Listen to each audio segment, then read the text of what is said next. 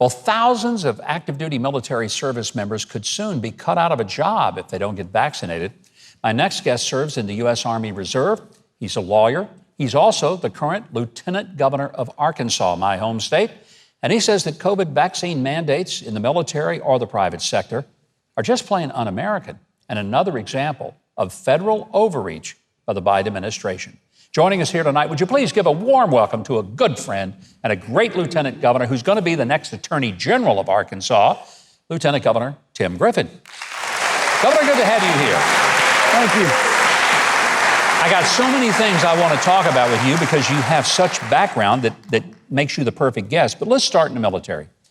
There is talk that if military members, people who have put their lives on the line for this country, don't get a vaccine, they will be not just discharged, but dishonorably discharged.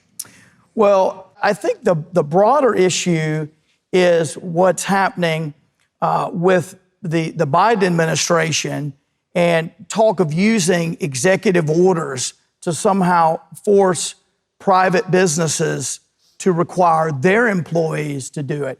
That's where even if in some instances the courts allow that sort of thing, for example, if Congress passed a law, it's still, I think it's counterproductive. Yeah. I think what the Biden administration, and our governor in Arkansas has said this, that's not the way to convince people to consider getting the vaccine by saying that you're going to do it through an executive order. I think it's counterproductive. You know, I'm an old geezer. I got the vaccine because I felt like it was a better option for me than not getting and getting COVID like many of my friends have had, some of whom are not with us anymore. Right. So, you know, it wasn't anything the government suggested or did. It was listening to my doctor, medical experts, and just saying, for me, it was a better choice. But if I were 18 years old and in perfect health, maybe I'd have a different decision about it. But I think you're right that it's in the private sector when people start ordering a business owner to tell his employees what they have to do and all the public before they can even go into that business. That's pretty troubling. Yeah, what bothers me the most is when government is interfering, when there are government mandates, particularly by executive order. And look, these are going to be challenged. The Biden executive orders are certainly going to be challenged in court.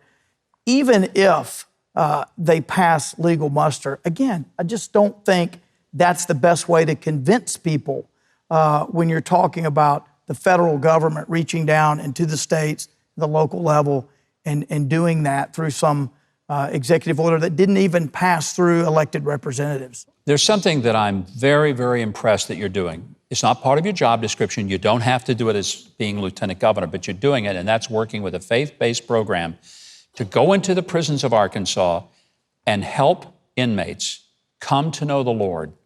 And in doing so, you've discovered that there is a remarkable turn of those who end up coming back to prison versus those who go out. Why did you get involved? What's the significance of this faith-based program? Sure. Well, I'm glad you asked about this. So this is a nonprofit in Arkansas, and there are some that are similar in other states. The nonprofit takes no government funds, and so it's Pathway to Freedom. And what Pathway to Freedom does is they rent a part of a prison, Wrightsville Prison in Arkansas, and it's a voluntary program because it is Christ-based, faith-based, and it is available to prisoners who will be getting out in their last 2 years. And the purpose is to help those prisoners prepare for living back in society. And what we have seen is there's a 54% recidivism rate for prisoners who don't go through this sort of program. So what that means is people get out and 54% of them go right back to prison, right? If the people that go through Pathway to Freedom, 23% recidivism rate. So cut it over half. Yeah. And so, you know, I'm a conservative, you're a conservative. I talk to a lot of people and they say, why should I care? Now, there are 4 reasons why people should care. Number 1, God loves them. They're human beings, but for the grace of God, there goes I, right?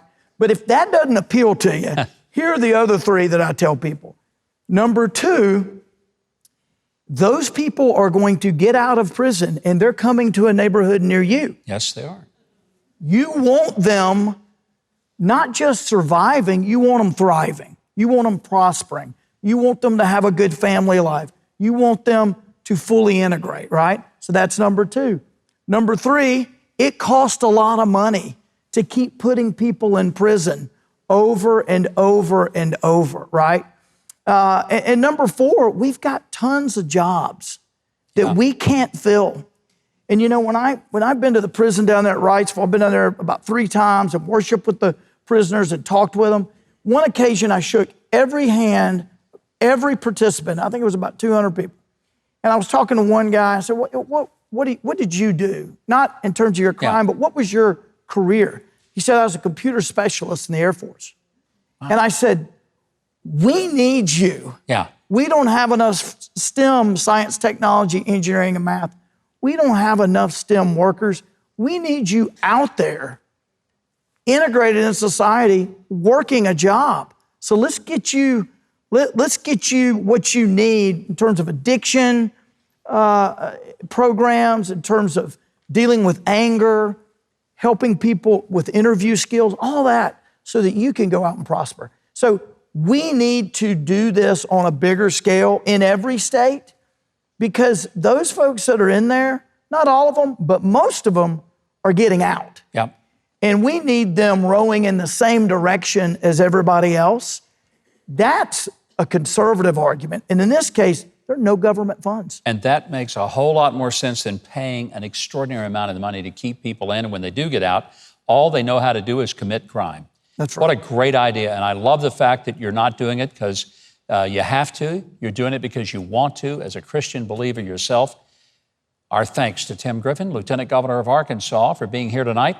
Now, for our audience, here's how you can keep up with Lieutenant Governor Tim Griffin in real time on Twitter at LTGovTimGriffin. I hope you'll do that. Learn more about Pathway to Freedom.